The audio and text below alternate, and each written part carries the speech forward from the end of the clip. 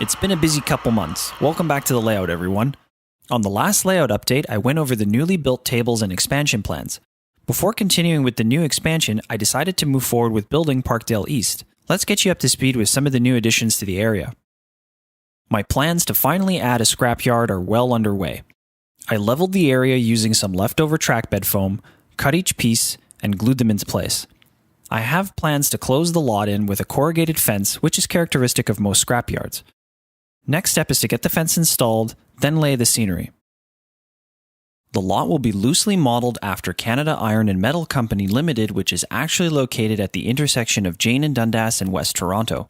I redrew their sign on Photoshop and I'll print it to scale and place it on a billboard advertising the property.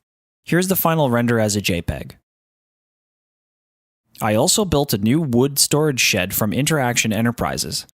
The new CP shed will service the inner line which runs from Lambton Yard into the Parkdale Diamond. I used microengineering code 70 rail for the storage track.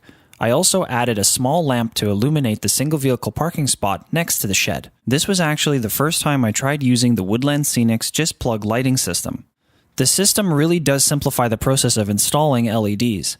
I used a brass hood and inserted the nano LED through the side of the shed's wall.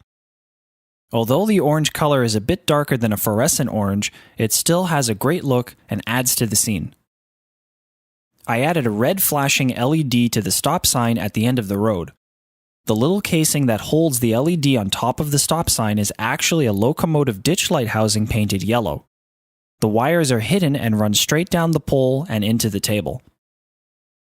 And check this out, it has to be my favorite detail, a power indicator light on the crossing control box. Using a small clear jewel, I sanded the back coating off, drilled a small hole on the control box, and set the jewel in place using crystal clear.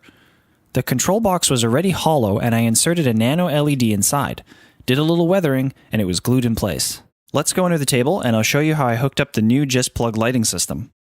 So we're right underneath Parkdale East and a new power bar has been installed. We'll follow that over to the access hole which has the main bus lines and signal lines that are fed through it. Here's the new lighting system control unit. It's relatively simple, one power plug, 4 slots. The LEDs have a lot of excess wire. Rather than trimming it, I just neatly tied them together. I don't like gluing lights in place in case I have to replace them. You can see I used a little bit of blue tack to hold them in. You can also adjust the brightness of each LED by turning control knobs 1 through 4. I placed the unit next to the new table's wire access hole, making it easy for adding additional expansion units as the layout moves south.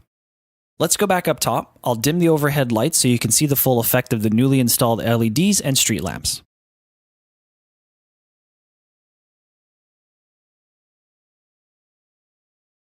Finally, here's a quick bird's eye view of the new tabletop. I'm still working on the ideal track plan. I'm almost there though. Once the new junction section is figured out, I can move on to a wiring diagram. So overall, it's been a little slow, but I'm pretty happy with how everything is turning out.